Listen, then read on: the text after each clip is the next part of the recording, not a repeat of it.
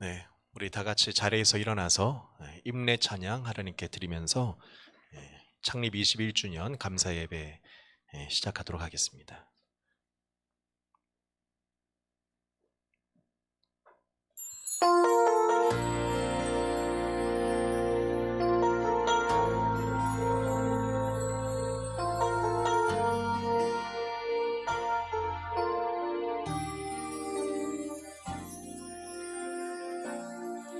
하늘의 문을 여소서, 이곳을 주목하소서.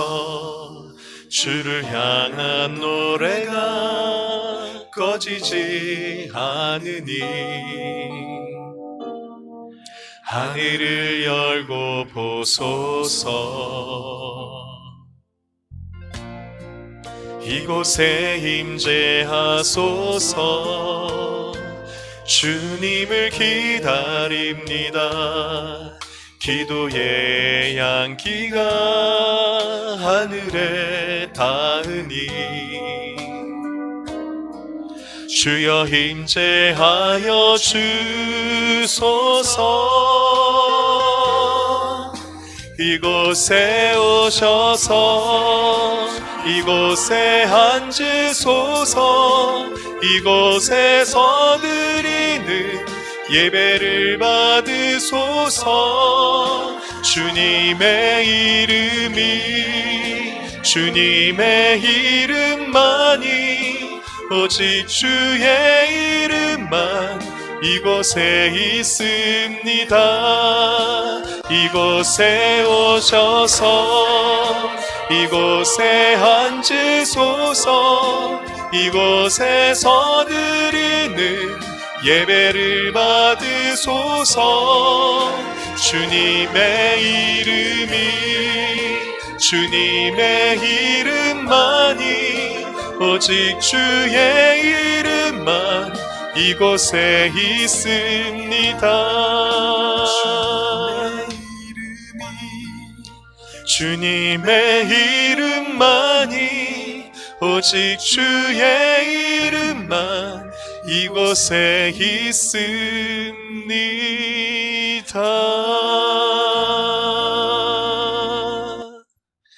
우리 자리에 앉으셔서 교회 공동의 기도 제목으로 함께 기도하도록 하겠습니다.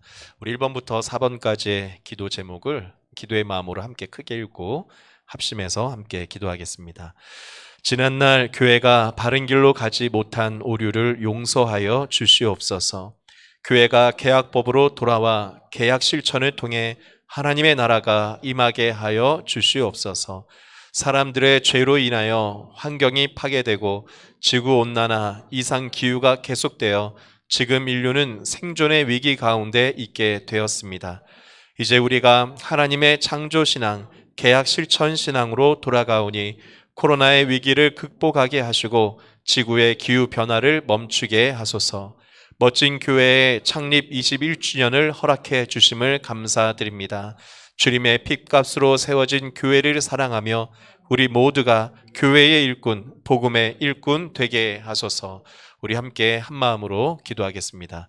살아계신 하나님 아버지, 오늘 귀한 예배를 드리며 찬양하고 기도하고 주의 말씀을 들을 수 있게 해주시니 감사합니다. 하나님 앞에 오늘 나와서 사모하는 마음을 갖고 온 모든 성도들을 기억하여 주옵소서. 예배당에서 또 영상을 통해서 하나님을 찾는 모든 성도들에게 주님께서 이 시간 임재해 주옵소서. 말씀하여 주옵소서. 지금 우리는 기후변화와 코로나19의 아버지 위협 가운데 인류의 생존 위기 가운데 있습니다. 아버지 경제 사회적으로 어려운 시기를 맞이했습니다. 어떻게 살아가야 하는지 하나님의 말씀을 통해서 길을 찾게 하여 주시고 우리가 잘 살아가고 있는지 말씀에 비춰보게 하시며 또한 잘 살아갈 힘이 우리에게는 없음을 고백합니다. 하나님을 의지해서 믿음으로 말씀으로 살아가게 도와주옵소서. 하나님의 성령으로 살아갈 수 있게 오늘도 예배 가운데 성령을 부어 주옵소서. 특별히 창립 21주년에 우리의 생일을 허락해 주시니 감사합니다. 우리 멋진 교회가 튼튼한 교회, 건강한 교회로 세워져 가게 하시고 우리 교회 모든 성도들이 이 은혜와 축복을 함께 누리게 하옵소서. 아멘. 감사합니다. 우리 찬송가 19장 하나님께 드리면서 예물을 봉헌하도록 하겠습니다. 찬송하는 소리 있어 사람 기뻐하도다.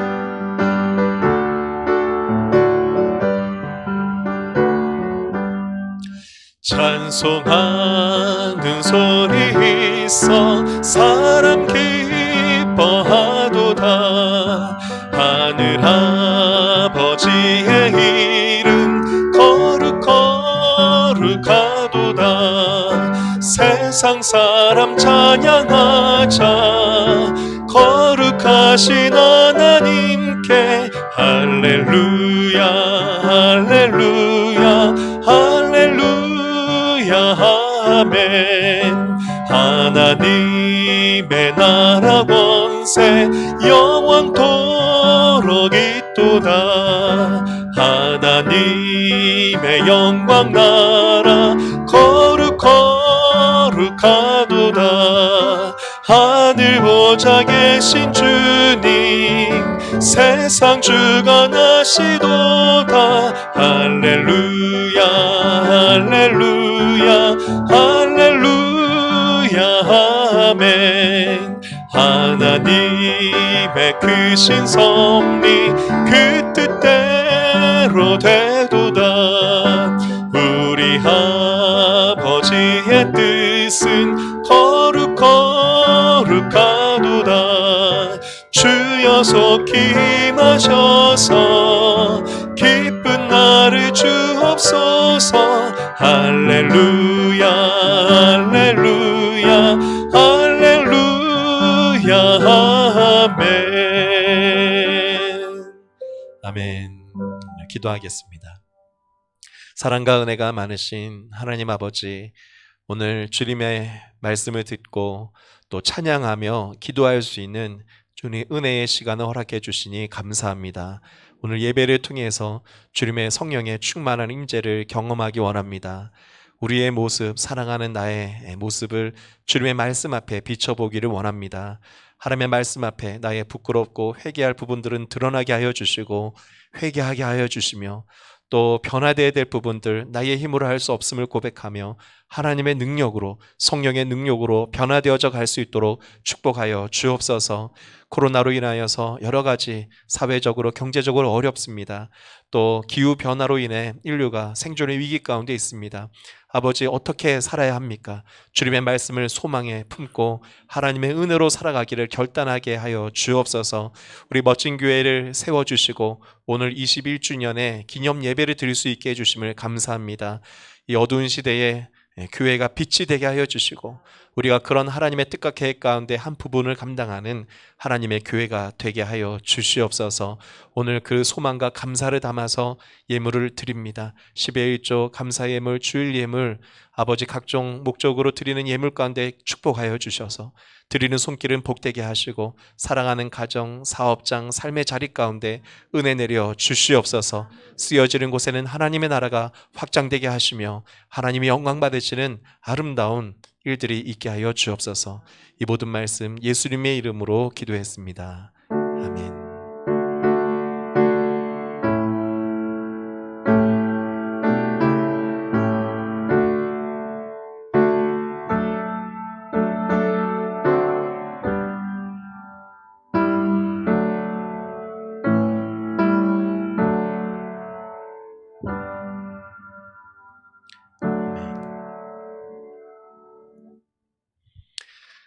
오늘 예배 가운데 나오신 여러분들을 주님의 이름으로 환영합니다. 우리 앞뒤 자로도 한번 인사하겠습니다. 사랑합니다. 축복합니다. 건강하세요. 네, 감사합니다. 네, 오늘은 특별히 우리 교회 창립 21주년을 기념하는 감사 주일 예배를 드리는 날입니다. 창립 정확한 날은 1999년 10월 9일 날 창립 예배를 드렸고요. 우리는 그 주간이 있는 10월 그 주간 주일날 예배를 드립니다. 오늘 21주년을 기념해서 좀 축하의 시간을 갖고자 하는데요. 교회 생일이어서 케이크를 준비했습니다. 우리 케이크에 불을 붙이고 좀 커팅식을 할 텐데 신복인 집사님께서 나와서 좀 도와주시도록 하겠습니다. 우리 집사님 나올 때까지 좀 박수로 모시도록 하겠습니다.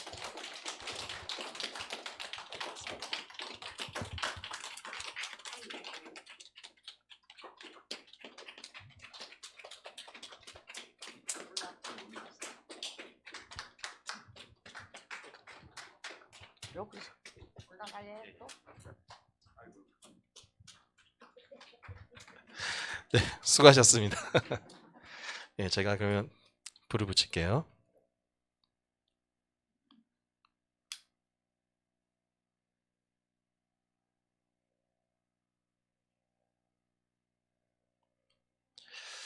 네, 우리 생일 축하합니다. 우리 반주 좀 해주겠어요? 네, 우리 생일 축하합니다. 그리고 2절은 해피 버스데이, 사랑하는 멋진 교회 이렇게 노래하겠습니다. 생일 축하합니다.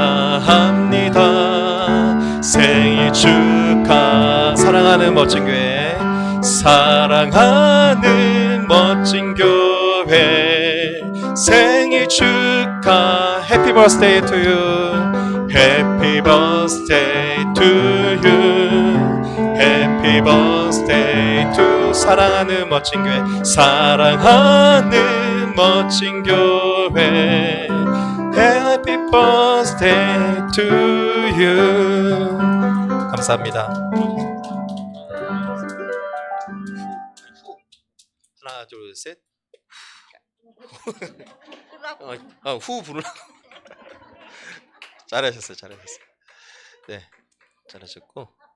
네, 자 이제 이걸 이제 손 같이 잡고 커팅을 하겠습니다. 네.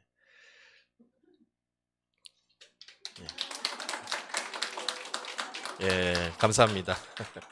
아유, 허리도 아프신데 쑤시느라 힘드신 이렇게 편하게 쓰셨어요. 자, 우리 21번째 생일인데 우리 멋진 교회에 하나님에 대한 감사, 또 우리 성도님들과 나누고 싶은 말씀 있으면은 한마디를 해주시면 감사하겠습니다. 내가 축하의 말 한마디 해주세요. 어쨌든 오늘 내가 이 케이크를 잘랐습니다. 앞으로는 우리 교회 손도님들 좀 많이 좀 몰아서 붙잡아 뒤져서 이 교회를 구들목하게 만들어 주세요.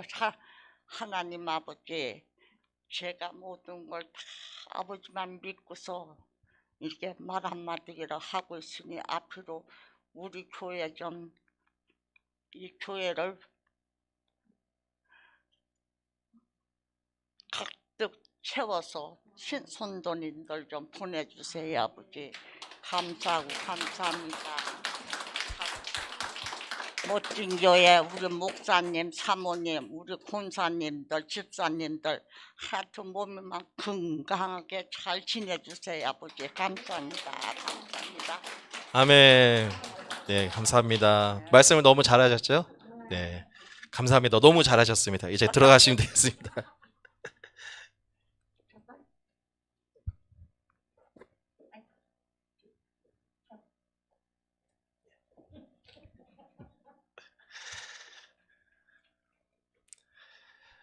네, 감사합니다. 오늘 네, 말씀을 역대급으로 잘하신 것 같아요. 네, 축복의 말씀, 격려의 말씀 너무 감사드립니다. 또 우리 교회 21주년 축하를 위해서 또 여러분들의 축하 메시지를 주셨는데 시간상 다 볼 수는 없고 몇 분의 좀 축하 메시지를 보려 합니다. 우리 교회에서 올해 1월 달에 또 성도님들께서 방문해 주셔서 개척 창립 예배 함께 했습니다. 그리고 감사하게 계속 작은 부흥을 이뤄가면서 성전을 더 좋은 곳으로 이제 이전 확장하게 됐다고 합니다. 여기 대전의 푸른나무 교회 1월 달에 개척했는데 그래서 오늘 이제 첫 예배를 드리는데요. 새로운 더 좋은 장소로 더 잘 되어서 부흥하게 된 교회인데 우리 교회가 조금의 금액이지만 이제 매달 후원하고 있고 또 함께 동역하는 교회입니다. 저도 교제하면서 목사님을 통해서 또 열정에 또 많은 힘을 얻고 서로 교제하면서 사역을 하고 있는데요. 우리 민병우 목사님의 축하 메시지를 좀 듣도록 하겠습니다. 샬롬, 주님의 이름으로 형제교회된 멋진 교회 성도님들과 전병용 목사님께 인사드립니다. 저는 대전 푸른나무 교회를 섬기고 있는 민병우 목사입니다. 먼저 멋진 교회의 창립 21주년을 진심으로 축하드립니다. 우리 아버지 하나님께서 지난 20년의 세월 동안 우리 멋진 교회를 하나님께서 아주 멋지게 사용하신 줄 믿습니다. 저는 그 증거가 있습니다. 그 증거는 바로 저희 푸른나무 교회가 2020년 1월 5일 개척하고 건강하게 자랄 수 있도록 그동안 멋진 교회가 귀한 물질과 또 기도로 동역해 주신 것이 그 증거라고 믿습니다. 홍수에 물이 부족하다는 말이 있습니다. 지금 한국 사회에서는 많은 교회가 있음에도 불구하고 영적으로 갈급해하는 많은 성도들과 사람들이 있다고 저는 생각하고 있습니다. 이런 비상한 시국에 우리 멋진 교회가 멋진 우리 예수님을 닮아가는 더 멋지고 훌륭한 교회가 되어주시기를 주님의 이름으로 축복합니다. 앞으로 저희 푸른나무 교회도 멋진 교회로부터 받은 사랑과 또 섬김을 잊지 않고 이웃을 돌아보고 섬기는 그러한 멋진 교회가 되도록 노력하도록 하겠습니다. 다시 한번 멋진 교회 창립 21주년을 진심으로 축하드립니다. 감사합니다. 샬롬, 멋진 교회 화이팅! 화이팅! 화이팅입니다. 감사합니다. 네. 우리 교회에서는 이제 두 군데의 국내 선교를 하고 있습니다. 한 군데가 바로 대전에 개척한 푸른나무 교회고요. 지금 또 한 교회는 원주에 있는 올리브 교회입니다. 이 교회는 이제 개척한 지는 좀 됐지만 교회 이제 장애우들이 좀 많으시고 또 좀 외곽 지역에 있다 보니까 아직은 자립이 안 되고 있어서 계속 좀 사랑과 관심이 많이 필요합니다. 특별히 이제 코로나 오면서 좀 영상 예배하기도 좀 사실 어려운 상황이라 제가 좀 컴퓨터도 보내드리고 그러면서 이제 굉장히 새롭게 또 열심히 하고 계신 목사님이신데요. 우리 정윤수 목사님께서 또 축하의 메시지를 보내주셨습니다. 안녕하세요. 원주 올리브교회 정윤수 목사입니다. 먼저 멋진 교회 창립 21주년을 진심으로 축하드립니다. 하나님의 귀한 섭리 가운데 세워진 멋진 교회가 하나님께 영광이 되고 또 이 시대에 예수 그리스도의 살아계심을 증거하는 귀한 교회의 사명을 잘 감당해 오신 줄 믿습니다. 앞으로 주님 오실 그날까지 주님의 귀한 사명을 온전히 감당하며 복음의 능력과 하늘의 신령한 복을 세상에 비춤으로 이 어두운 세상에 주님의 빛으로 밝게 비추는 멋진 교회가 되기를 축복합니다.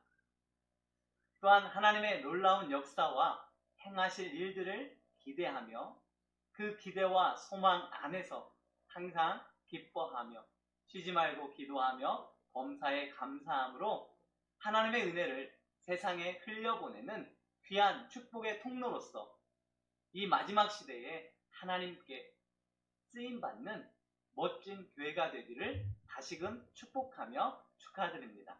감사합니다. 예, 감사합니다. 네, 그리고 이제 마지막 축하 메시지 하나를 더 보기 원하는데요. 우리 교회를 개척하시고 또 지금은 필리핀에서 선교하고 계시는 원로 목사님 또 사모님께서도 축하의 말씀을 보내주셨습니다. 우리 보도록 하겠습니다. 할렐루야. 안녕하세요. 멋진 교회 성도 여러분.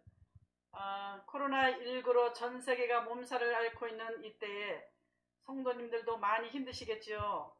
이곳 필리핀도 하루 확진자가 3,000명 이상을 넘나들며 많이 힘든 나날을 보내고 있습니다. 그러나 우리는 전능하신 하나님을 믿기 때문에 대면 예배를 드리지 못하지만은 더 많이 성경 읽고 더 기도하면서 주님과 더욱 가까이 나가는 시간이 되었습니다. 청주가 그립고 성도님들 많이 보고 싶습니다. 눈 깜빡한 시간 같은데 벌써 교회 창립 21주년을 맞이하게 되었습니다. 1999년에 청주 대흥교회로 창립하였고 창립 6년 만에 예배당을 건축하였습니다. 교회명은 멋진 교회로 개명하여서 주님의 은혜를 전하는 교회가 되었습니다. 지금은 2대 전병용 목사님께서 교회명을 더욱 은혜롭게 개명하여 더욱 부흥의 길로 나가려 하고 있습니다. 온 교회가 전병용 목사님과 똘똘 뭉쳐 케노시스 주님의 마음을 온 세상에 전하는 교회로 부흥하길 기도합니다. 교회 창립 21주년을 진심으로 축하합니다. 아멘. 네, 감사합니다. 네, 우리 교회는 그래서 필리핀, 또 세네갈, 그리고 이제 파키스탄, 이게 선교사님 3분, 또 국내 선교로는 교회 2곳을 이렇게 섬기고 있습니다. 뭐 우리 교회도 사실은 뭐 여유가 많은 상황은 아니지만 제가 그럼에도 불구하고 이렇게 선교를 하고 국내 선교를 이렇게 해보니까 첫째는 섬기시는 우리 성도님들이 복을 받으시더라고요. 여러분 선교에 함께 동참하고 함께 기도하며 물질로 후원해서 은혜와 축복을 누리시길 바랍니다. 그리고 제가 이제 또 교회여서 교회 전체적으로 봐도 작년과 올해에 이제 우리도 이제 어려운 교회를 돕지만 또 생각지 못한 분들이 우리 교회를 올해 또 작년에도 그랬고 또 돕고 또 나누어 주고 있습니다.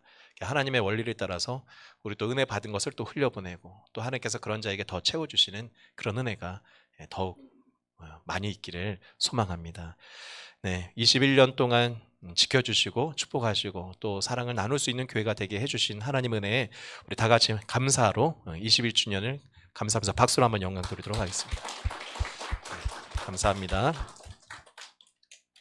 네, 교회 소식을 전하겠습니다. 우리 교회 비전 복된 사람 거룩한 문화에 힘써 참여해 주시길 바라고요. 교회 이름을 지난주 회의 때 이제 바꾸는데 성도님들이 거의 많이 다 동의를 하셨습니다. 그래서 교회 이름을 지금 공모 받고 있는데요. 돌아오는 이번 주 금요일까지 혹시 마음속에 우리 교회가 이런 이름이면 되면 좋겠다. 그러면 그 이름과 이유를 좀 이렇게 써서 교회 전체 카톡방에 올려주시면 거기에서 그 후보 이름을 제가 다음 주일날에는 1부와 2부 예배 끝나면 저 게시판에다가 이제 스티커를 붙일 수 있게 준비해 놓겠습니다. 1인 스티커를 3개를 받을 수 있습니다. 그러면은 내가 제일 마음에 드는 이름에는 최대 2개까지 붙일 수 있고요. 그리고 하나는 꼭 다른 곳에 붙이셔야 됩니다. 물론 이제 다 다른 곳에 붙여도 돼요. 다 3군데 다 다르게 붙여도 되지만 특별히 마음이 드는 곳에는 2개까지 붙일 수 있고 한 군데는 그 다음 마음에 드는 곳에 붙이시면 되겠습니다. 그러면 그 결과를 보고 다음 주일날 2부 예배가 끝나면 대략 한 11시 좀 넘어서일 것 같은데요. 회의를 해서 그 회의에서 최종 교회 이름을 결정한 후에 이제 교회 간판 작업이라든지 이름 변경 작업을 진행하도록 하겠습니다. 네, 공모에도 좀 참여해 주시고 또 다음 주 결정에도 함께 참여해 주시기를 부탁드립니다. 네, 계약 실천 기도회 이제 10월 달에 기도회가 내일입니다. 내일 저녁 9시부터 금요일까지 진행이 됩니다. 그래서 현장에서 기도하기 원하시는 분들은 거리두기 방역 수칙을 지키면서 기도하시면 되겠고요. 또 영상으로도 중계를 하니까요. 유튜브 영상을 통해서 교회 기도에 함께 참여해 주시면 되겠습니다. 또 침례 교단 총회가 10월 12일부터 13일 날 일정이 잡혀 있습니다. 벌써 몇 번 연기가 된 건데 교단 헌법이 아직 바뀌지 않았기 때문에 온라인 투표를 할 수가 없어요. 그래서 규약 통과라든지 또 총회장 선거는 정한 장소에서 사람들이 모여서 현장 투표로 진행되기 때문에 일단은 12일, 13일로 예정이 되어 있습니다. 우리 지방의 결정에 따라서 저도 참석 유무라든지 상황을 보고 결정할 내용인데요. 우리 성도님들도 기억해 주시고 함께 기도해 주시기를 부탁드립니다. 오늘 우리에게 주시는 하나님의 말씀은 사도행전 1장 6절부터 14절의 말씀입니다. 사도행전 1장 6절에서 14절입니다.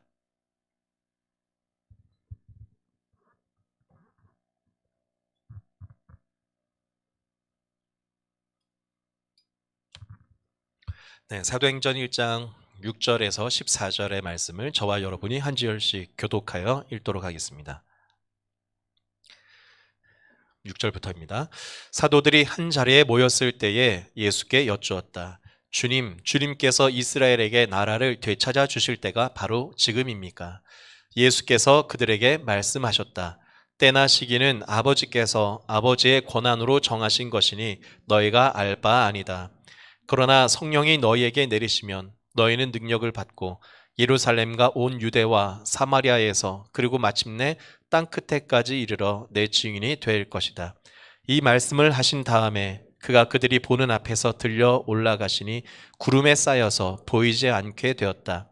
예수께서 떠나가실 때에 그들이 하늘을 쳐다보고 있는데 갑자기 흰 옷을 입은 두 사람이 그들 곁에 서서 갈릴리 사람들아 어찌하여 하늘을 쳐다보면서 서 있느냐? 너희를 떠나서 하늘로 올라가신 이 예수는 하늘로 올라가시는 것을 너희가 본 그대로 오실 것이다 하고 말하였다. 그리고 나서 그들은 올리브 산이라고 하는 산에서 예루살렘으로 돌아왔다. 그 산은 예루살렘에서 가까워서 안식일에도 걸을 수 있는 거리에 있다.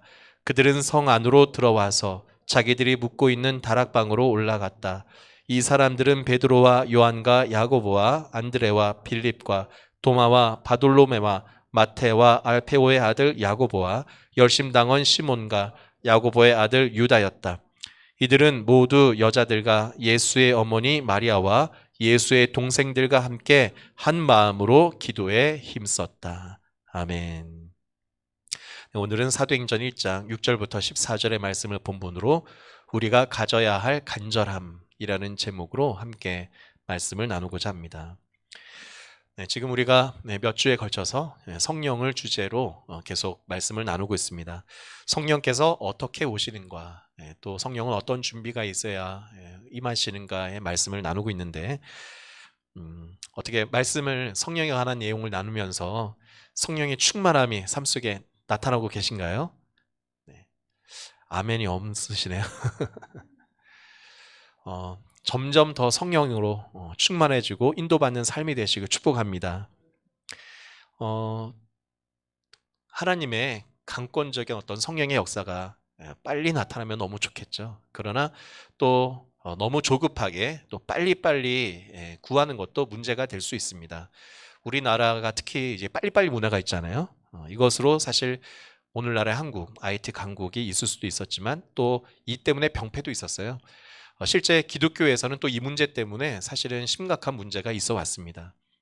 마치 교회를 자신에게 주어진 어떤 문제를 바로 해결받는 어떤 장소로, 또는 성령의 역사를 나의 문제를 바로 해결하는 어떤 능력이나 어떤 기적적인 또 나타나는 현상으로서 이해하면서 성령의 역사를 마치 어떤 미래를 알아맞히거나 또는 문제를 해결하는 방법으로 이해할 때에 문제가 나타나게 되는 것이죠. 그래서 사실 성령 사역을 하면은 보통의 경우에 은사나 또 예언이나 어떤 축사라든지 이와 같은 능력으로 또 특별한 현상을 보는 것으로 이해할 때가 많이 있습니다. 여러분, 그런데 어떤 영적인 특별한 체험이나 또 예언이라든지 미래를 알아맞힌다든지 여기에 관심이 있다면요, 그것만을 추구하는 것이 성령의 역사라면 사실은 그건 교회에서 추구하지 않아도 다른 곳에 많이 하고 있는 겁니다. 인도의 그 히말라야 산자락 아래에서는 아주 예언하는 사람들만 모여 있는 곳이 있다고 해요. 외국으로 갈 것만 아니고 우리나라에도 무속이라든지 점집에 가면은 용하다는 사람들 아주 많이 있습니다. 또 사실은 하나님의 이름으로 또 기도원이나 이런 곳에서는 그러한 일들을 하는 곳도 많이 있죠. 지금은 인터넷이 발달돼 있어서 정말 궁금하면 인터넷에 생년월일 사주팔자 기록해 놓고 누르면은 나오기도 하는 게 요즘입니다. 자, 그런데 성경에서는요, 사실 뭐라고 말하고 있느냐? 신명기, 이 신명기는 율법서의 결론이라고 할 수 있어요. 신명기의 말씀을 보면은 꿈으로 점치는 사람들의 말을 듣지 말아라 라고 얘기하고 있어요. 또 13장 5절에 보면은 예언이나 꿈으로 점치는 자들은 미혹하게 하는 자들인데 그런 자들은 반드시 죽여야 한다고 얘기를 하고 있습니다. 18장에도요, 너희가 이제 가나안 땅에 들어가면은 그 우상의 문화에 따라서 길흉화복을 점치거나 무당이나 진언자나 심접하거나 박수자나 초혼자를 용납하지 말라고 해요. 그들은 여호와께서 가증히 여기니까 반드시 쫓아내라고 얘기합니다. 요한계시록에는 그렇게 점치는 일들을 살인과 음행과 같은 아주 큰 범죄로 얘기하고 있는 거예요. 자, 그러니까 뭘 얘기합니까? 우리가 하나님을 만나고 성령을 경험하면서 소위 성령 사역 가운데 예언이라는 것은 성경엔 예언서가 있죠. 여러분 그 예언서의 말씀들을 읽어보면은 어떤 개인적인 그런 문제가 아니라 하나님의 말씀을 떠나면은 그 결과는 심판입니다. 그러나 하나님의 말씀대로 살면은 그 나라 민족이 하나님의 나라가 되고 복을 받는 거예요. 그런 차원의 예언이지 일상적으로 우리 문화에서 생각하는 앞으로 무슨 일이 일어날까에 대한 그런 예언이 아닙니다. 기륭화복, 미래를 성경은 더 정확하게 말하면 알 필요가 없다고 얘기하는 거예요. 자, 왜 그럴까요? 자, 이것은 기독교에 대한 오해가 있어서 그런 것인데 기독교의 핵심은 뭡니까? 이 성경을 잘 아는 거예요. 성경은 구약과 신약입니다. 구약이라는 것은 옛 계약이고 신약은 새 계약입니다. 하나님과 우리가 약속을 한 관계라는 거예요. 하나님과의 약속, 구약에서는 구약이고 신약에서는 하나님과의 새로운 약속, 신약입니다. 그러면 우리는 어떻게 살면은 잘 살아가고 행복하고 구원받는다는 겁니까? 하나님의 말씀의 약속대로 살아가면은 잘 살다는 얘기예요. 여러분 하나님의 말씀을 붙들고 말씀대로 살아가길 애쓰길 축복합니다. 이것이 쉬운 일이 아니니까 뭐 해야 된다는 거예요? 기도해야 되는 거고 그 말씀을 자꾸 듣고 배워야 한다는 얘기예요. 근데 이렇게 설교를 하면은 여러분 사실 인기가 있는 설교가 안 돼요. 왜냐? 교회 올 때는 특별한 어떤 능력으로 하나님의 특별한 도움으로 당장의 문제를 해결받기 원하는 마음으로 사실 거의 교회를 그런 마음으로 오거든요. 근데 교회에서 하나님의 말씀을 들어가면서 우리는 뭘 해야 되느냐? 사실은 하나님의 말씀대로 내가 살려고 기도하고 애쓰는 게 신앙생활입니다. 여러분 이것이 정도라는 것을 기억하고 정도를 가며 축복받기를 축복합니다. 그러니까 사실 성령의 역사도 그래서 이러한 정도의 길을 가면서 하나님의 성령으로 충만함을 받아야 되는 거예요. 그것은 어떤 단순간에 어떤 비법이나 비결이나 도구로서 한 번에 되어지는 것은 아니라는 얘기입니다. 자, 그래서 오늘 우리가 읽은 말씀에도 사실 그런 내용이 나타나고 있는 겁니다. 사도행전 1장 6절의 말씀은 어떤 내용입니까? 예수님께서 십자가에서 못 박혀 죽으셨어요. 그리고 3일 만에 부활하셨습니다. 그리고 부활하셔서 며칠 동안 그 부활하신 몸으로 사람들을 만나시고 자신의 부활의 몸을 보여주셨습니까? 40일 동안 예수님이 이 땅에 계시면서 제자들을 다시 다 찾아가셨어요. 예수님이 부활했을 때 제자들이 도망갔어요. 왜냐? 너무 부끄럽고 민망하거든요. 제자들은 어떤 사람이었다고요? 예수님 십자가에 못 박힐 때는 다 도망갔었고 장례를 치를 때는 가지도 않았어요. 여러분 장례는 얼마나 중요합니까? 근데 로마가 너무 무섭다 보니까 자신도 십자가에 죽을까 하는 두려움 때문에 참 부끄러운 모습을 가질 수밖에 없었고 근데 놀라운 것은 그 예수님이 부활하신 거예요. 그 부활하신 모습을 봤어요. 근데 그런 부활하신 모습을 보고 나서 내린 결론은 뭐냐? 나는 제자의 자격이 없구나 였어요. 그래서 사실 이 부활하신 예수님의 40일 기간 동안에 제자들은 자신은 제자의 자격이 없다고 하고 갈릴리에 다시 돌아가서 물고기 잡이하고 있었다는 얘기예요. 자, 그런데 예수님은 이 40일이 참 중요합니다. 3년 동안 제자들을 양육하고 교육했지만 마지막 결론이 이 40일 동안이 일어나는데 예수님은 비로소 자신은 자격이 없다고 한 제자들을 네가 나를 사랑하면 그 사랑 하나로 이제 할 수 있어. 네가 할 수 없으니 이제 성령으로 의지해서 해라. 이 얘기를 해주신 거예요. 40일 동안. 자, 그렇게 말씀을 주시고 오늘 사도행전은 어떤 상황이냐? 이제 승천하시기 바로 직전인 거예요. 이제 육신으로는 예수님을 마지막으로 보는 순간입니다. 자, 그럴 때 여러분 한번 생각을 해보세요. 예수님이 이제 승천하시면은 볼 수가 없어요. 그러면 가장 궁금한 거 물어보겠죠. 자, 그 가장 궁금한 거를 제자들이 물어본 게 바로 6절의 내용이에요. 자, 뭐가 궁금해서 물어봤습니까? 6절에 보니까 주님께서 이스라엘에게 나라를 되찾아 주실 때가 바로 지금입니까? 라고 물어본 거예요. 자, 제자들은 무슨 생각입니까? 여러분 사람이 죽었다 살아날 수 있습니까? 없는 거예요. 근데 예수님이 부활하셨으니까 이제는 세상이 완전 바뀔 줄 알았어요. 그래서 지금 로마가 온 세상을 지배하고 우리 이스라엘도 그 로마의 지배 아래 있는데 이스라엘이 이제 독립을 합니까? 라고 물어본 거예요.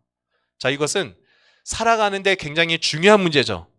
만약에 우리가 어느 나라에 정복되어 있고 압제당하고 있다면 먹고 사는 문제부터 해가지고 이게 다 큰 문제가 아니겠습니까? 그래서 예수님이 제자들은 예수님에게 이 문제를 물어본 겁니다. 자, 그런데 예수님께서 이러한 제자들의 질문에 뭐라고 답하셨습니까? 7절에 때나 시기는 아버지께 달린 거야. 그것은 너희가 알 바가 아니다. 이거는 몰라도 된다는 얘기가 아니라 더 중요한 일이 있다는 얘기입니다. 그럼 더 중요한 게 뭐냐? 8절. 우리 8절 읽어볼까요? 8절 다 같이 시작. 그러나 성령이 너희에게 내리시면 너희는 능력을 받고 예루살렘과 온 유대와 사마리아에서 그리고 마침내 땅 끝에까지 이르러 내 증인이 될 것이다. 네. 이거는 사실 우리가 뭐 전도나 선교할 때 얘기를 많이 하는 구절이지만 무슨 말씀인가? 제자들은 이스라엘이라는 나라 하나가 독립하는 것에 대한 관심으로 물어봤지만 예수님은 더 중요한 걸 해야 돼. 너희들은 뭘 해야 되느냐? 너희들이 지금 있는 예루살렘에서부터 시작해가지고 유대와 사마리아, 이거 점점 넓어지는 겁니다. 그리고 땅끝까지. 자, 정확하게 얘기하면 여기에서 말하는 땅끝은 어디냐? 그때 당시에 사람들의 문화에서는 로마 제국의 수도인 로마를 얘기하는 거예요. 지금 우리가 예루살렘이라는 이 로마 제국의 변두리에 있지만, 그리고 인원은 몇 명입니까? 예수님의 12제자와 남아있는 사람이 120명 정도밖에 안 돼요. 자, 그러한 인원들이 저 로마 수도까지 다 뭐 하라? 정복해야 된다는 얘기예요. 나라 하나 독립하는 정도가 아니라 뭐 해라? 로마 제국을, 온 세상을 다 너희가 다 바꿔놔라라고 얘기하는 거예요. 뭘로 바꿔놔라? 하나님의 나라로 바꿔놓으라고 예수님이 얘기하는 겁니다. 이게 가능할까요? 어려울까요? 현실적으로. 한번 생각해 보세요. 로마 제국이요, 우리나라보다 훨씬 큰 거잖아요. 이거 유럽 지중해 주변을 다 로마 제국이 정복하고 있는 겁니다. 그런데 120명밖에 안 되는 예수님을 따르는, 그것도 지금 무서워서 이렇게 다락방에 모여 있는 사람들 보고 로마 제국까지 다 정복해 버리라고 하는 거는 독립하는 일보다 더 크고 어려운 일이에요. 지금 우리 교회에 이 성도님들한테 한국을 전체를 다 정복시켜라, 다 전도해라, 이 얘기와 똑같은 겁니다. 어려운 일일까요? 아주 쉬운 일일까요? 네, 어려운 일이죠. 그런데 감사하게도 하나님은 그러한 일을 하라고 할 때는 할 수 있는 능력도 주시는 분이라는 걸 기억하게 축복합니다. 그래서 뭘 보내주신다는 겁니까? 성령이 너에게 내리시면, 성령이 오시면 뭘 받는다? 능력을 받아서 그 일을 할 수 있게 해주겠다고 하신 거예요. 자, 그래서 어떻게 됩니까? 이게 사도행전 1장의 말씀인데, 그래서 2장에 가면은 오순절 날이 되었을 때에 우리가 지난주에도 나누었지만 예수님이 말씀하신 그 성령이 임하시고 뭐가 나타납니까? 능력이 나타나는 거예요. 그 능력이 나타나서 어떤 일이 일어납니까? 사람들은 방언을 말했다는 거예요. 자, 오늘 우리 교회도 방언을 기도하는 분들이 계신데 사도행전 2장에 나타나는 방언은 진짜 외국어로 말하는 방언이에요. 그러니까 사람들이 배운 적이 없는데, 들은 적도 없는데 성령의 감권적인 역사로 각 지역의 말들로 말을 하기 시작했어요. 각 지역 언어로 복음을 전했다는 얘기예요. 그리고 베드로와 제자들의 성령이 충만해져서, 베드로는 예수님 부인하고 갔던 사람이잖아요. 근데 이 사람이 벌떡 일어나더니 예수님이, 너희가 십자가에 못 박혀 죽은 예수가 부활하셔서 우리의 주와 그리스도가 되셨다라고 선포를 합니다. 그 전에는 그렇게 말을 안 듣고 예수님의 십자가에 못 박으라고 했던 사람들이 예수님의 성령의 충만함을 받은 베드로의 이 외침에 회개하고 변화해요. 그래서 몇 명이 회개하고 변화됐습니까? 3,000명이 회개해요. 자, 그렇게 해서 첫 번째 교회가 세워지는데, 그 교회를 무슨 교회라고 합니까? 예루살렘 교회라고 하는 거고, 그것을 초대교회라고 하는 거예요. 첫 번째 교회다. 다음에 설교할 때는 5,000명 회개합니다. 그래서 온 예루살렘이 다 예수 그리스도 부활하신 주님을 믿기 시작하고, 그들이 모이면은 찬양하고 예배하고, 흩어지면 각자의 집에서 서로 떡을 떼고 교제하면서 칭송을 받고 구원받는 사람이 날마다 더 있다는 거예요. 이야, 여러분, 이런 일이 있으면 좋겠습니까? 안 좋겠습니까? 우리 멋진 교회도 있기를 소망하길 축복합니다. 그게 언제 일어난다?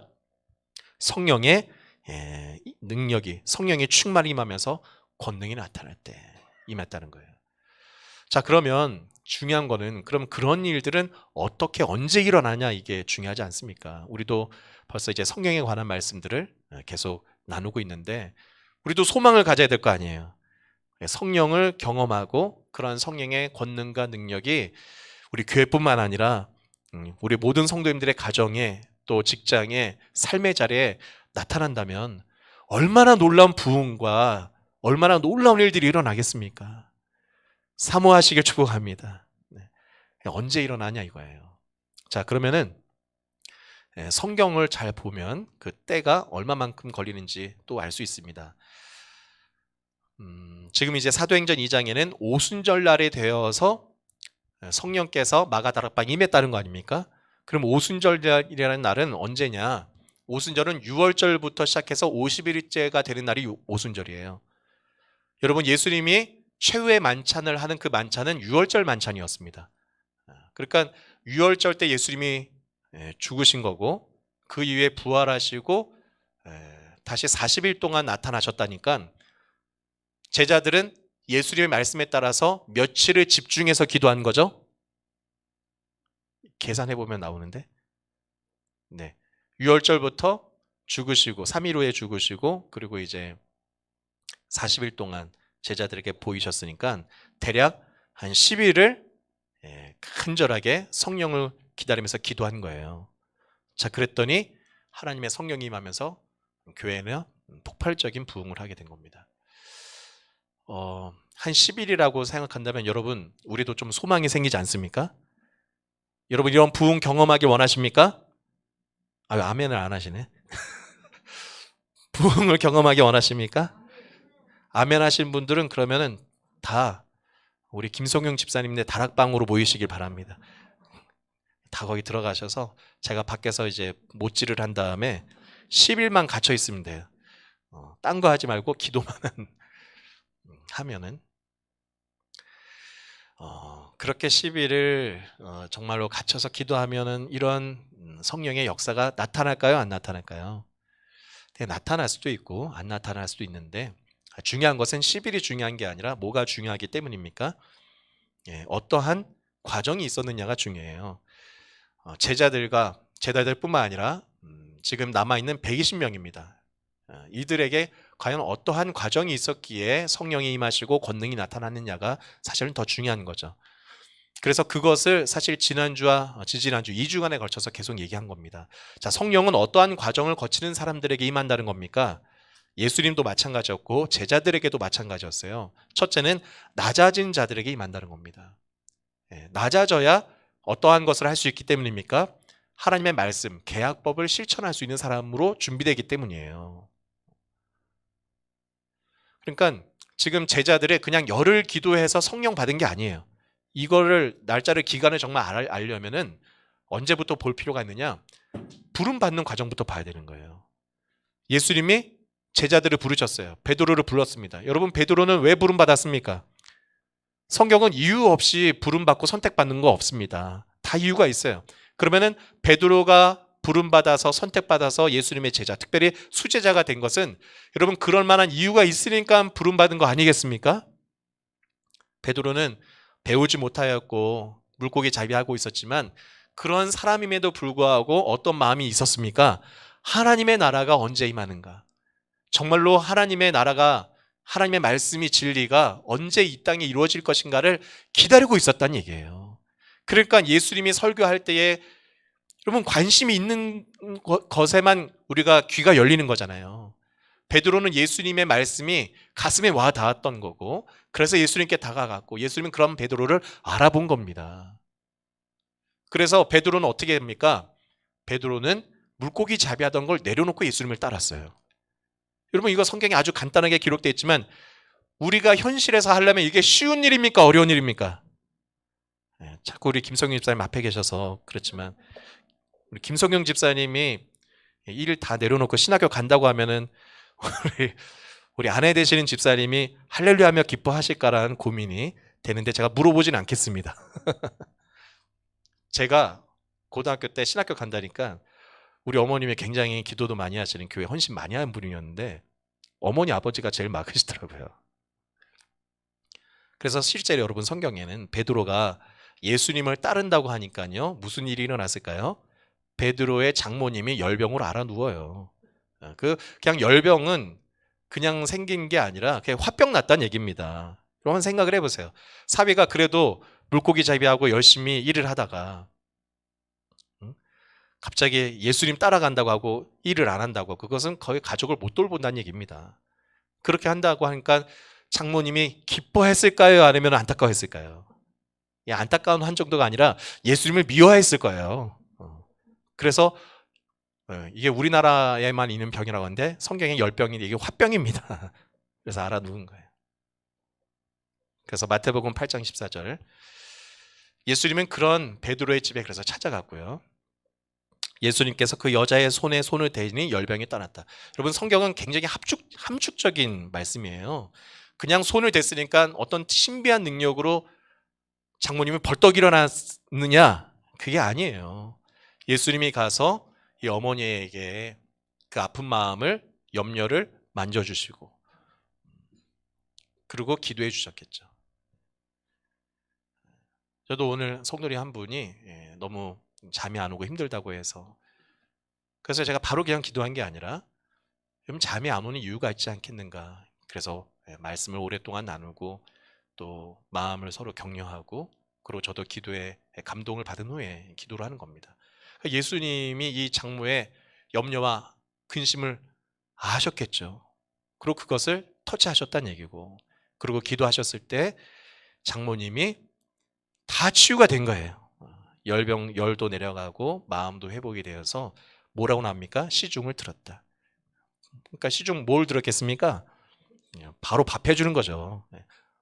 밥하고 반찬하고 해서 예수님과 제자들을 잘 섬기는데 놀랍게도 이 베드로의 장모님 열병 이야기가 마태, 마가, 누가복음, 이거 공간복음이라고 합니다. 여기에 다 기록되어 있어요.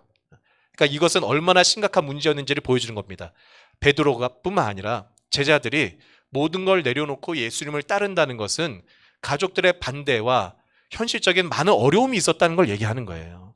그런데 예수님께서 베드로의 장모를 치유하고 회복시켰다. 예수님을 통해서 이런 어려운 과정을 거쳐가면서 헌신과 하나님의 예수님의 제자가 되는 과정이 있었다는 걸 보여주는 것이기 때문에 복음서에는 사실 제자들이 부족한 사람들로 기록되죠. 복음서는 예수님이 십자가에 죽으시고 부활하신 후 3, 40년 후에 기록된 겁니다. 그걸 또 제자들이 주도적으로 성경을 만든 거예요. 그런데 제자들이 자신의 부끄러움을 다 기록해서 제자들이 참 부족하게 나와 있지만 만약에 여기 베드로가 있다고 생각해 보세요.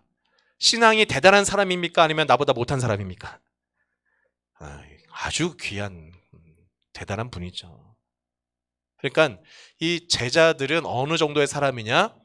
생업도 포기하고 가족도 내려놓고 예수님만 따른 사람들이라는 거고 대단한 신앙의 사람들이라는 거예요.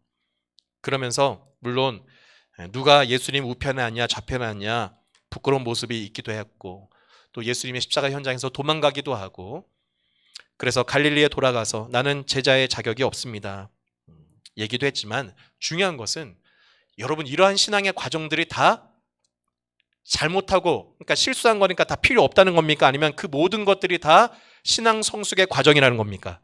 성숙의 과정이에요. 이걸 꼭 기억하시길 축복합니다. 주님 안에 있으면 되는 거예요. 그러니까 주님 안에서는 내가 완벽하지 못한 모습도 있어요. 내가 주님을 따른다고 하지만 때로는 실수하고 제자들처럼 부끄러운 모습을 보이기도 하지만 제자들도 똑같은 과정을 거쳐가는 겁니다.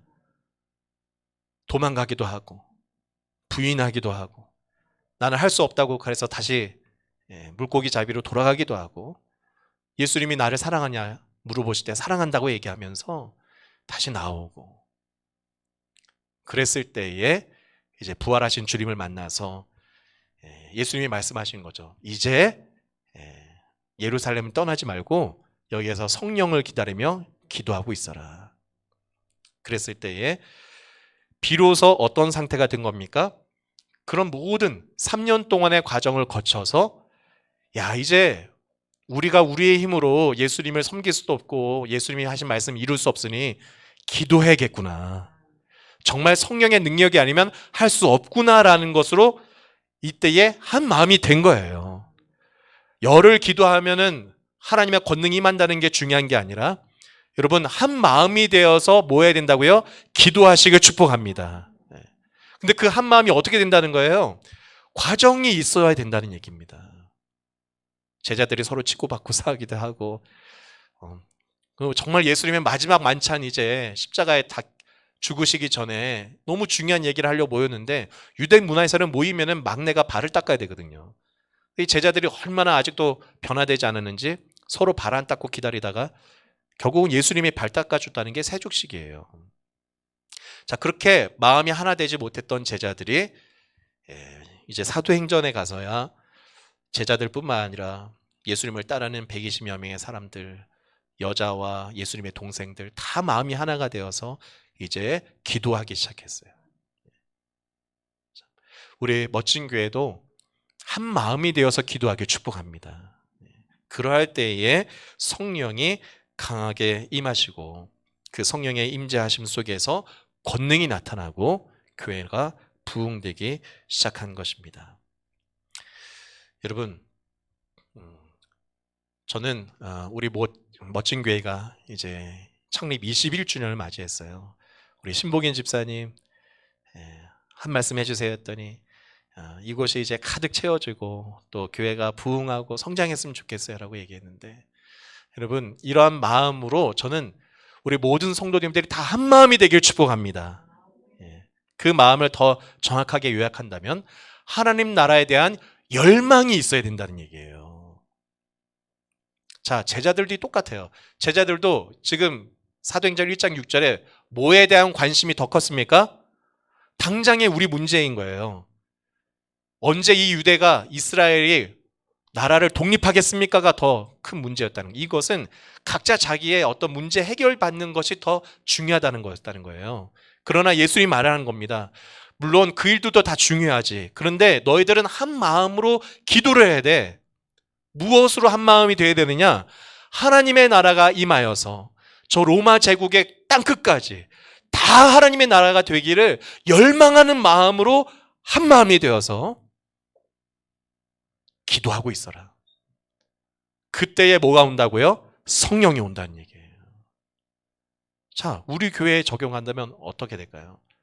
여러분, 우리 성도님들 아마 다 정말로 내가 교회 다니면서 우리 가정도 축복받고 하나님의 은혜와 능력으로 우리 가정에 응답도 오고 그래서 내가 정말 하는 일이 잘 돼서 우리 교회 헌금도 많이 하고 선교와 정말 이런 데도 많이 참여하고 돕는 사람이 되기를 원하는 마음이 있지 않습니까? 그리고 정말 교회가 튼튼해지고 그게 언제 된다는 얘기일까요?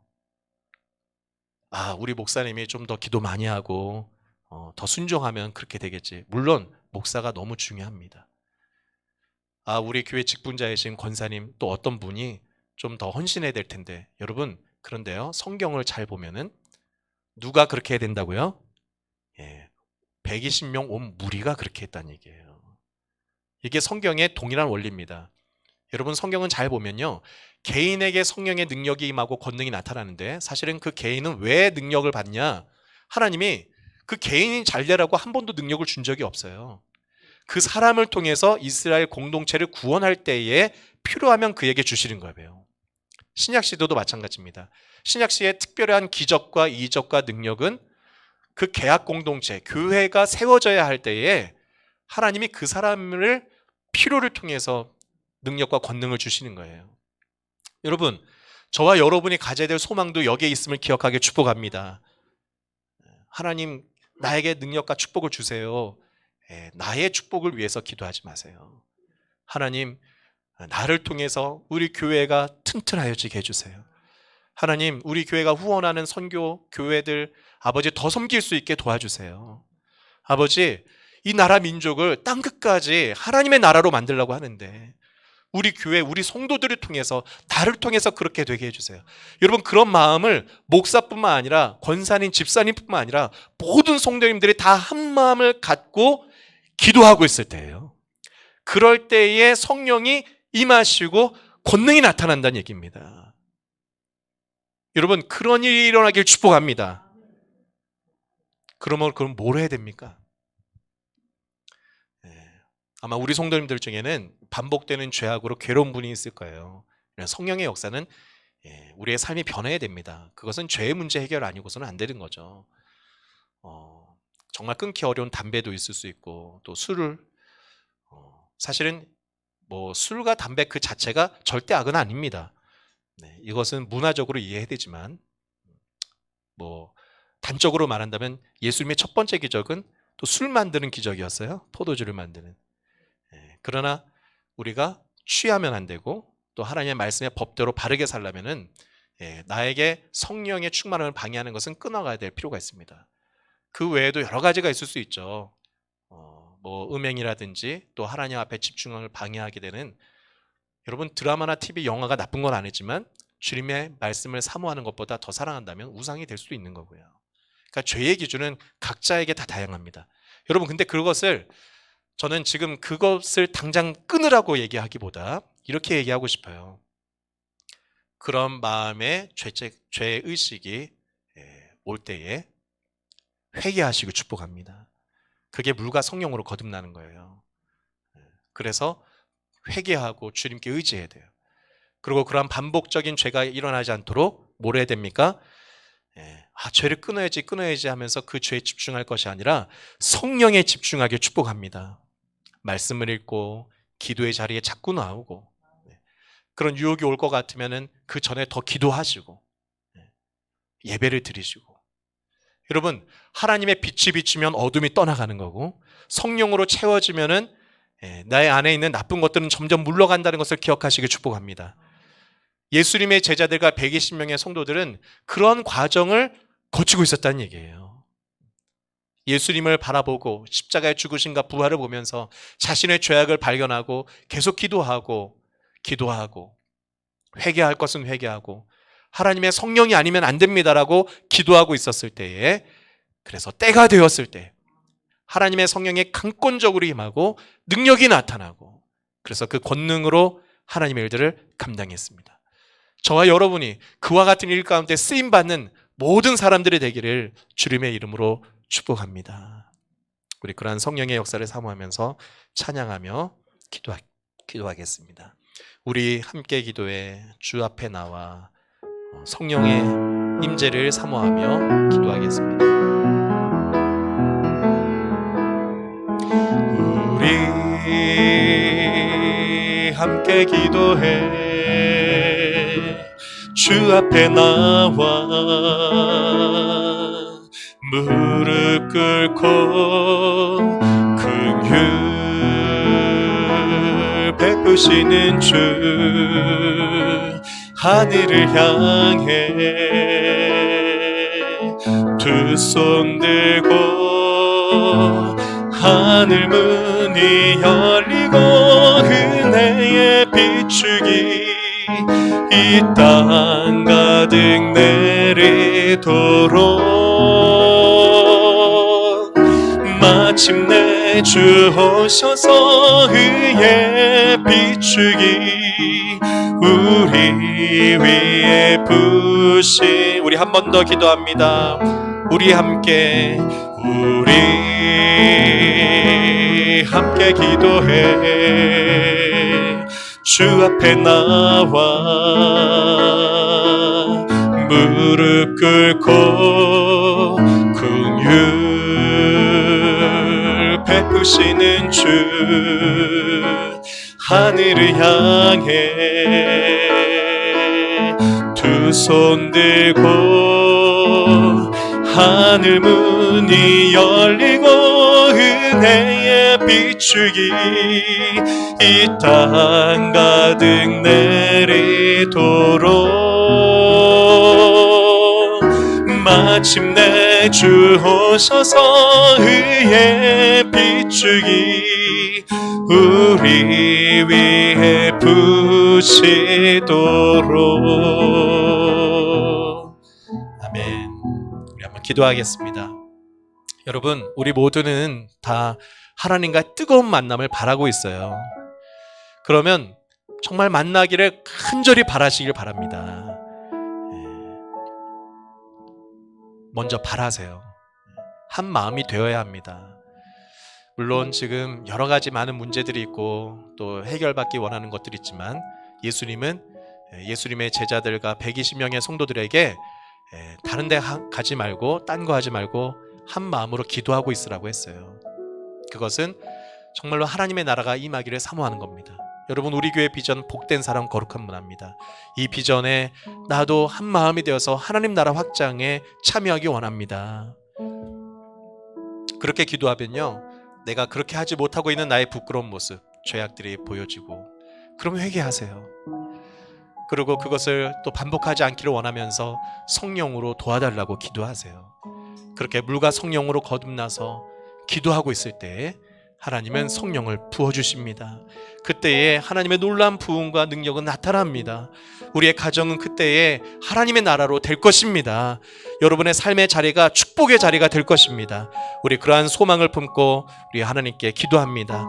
살아계신 하나님 아버지, 오늘 우리 멋진 교회 21번째 생일을 허락해 주시고 우리 교회가 정말 초대교회처럼 아버지 예루살렘 교회처럼 하나님의 성령이 충만하고 하나님의 권세와 능력이 나타나는 교회로 세워질 수 있는 소망을 주시니 감사합니다. 아버지, 어떻게 그렇게 그러한 날을 우리가 맞이하겠습니까? 우리 모두가 주님의 제자들처럼 준비되어져 가게 하여 주옵소서. 지금의 모습은 연약합니다.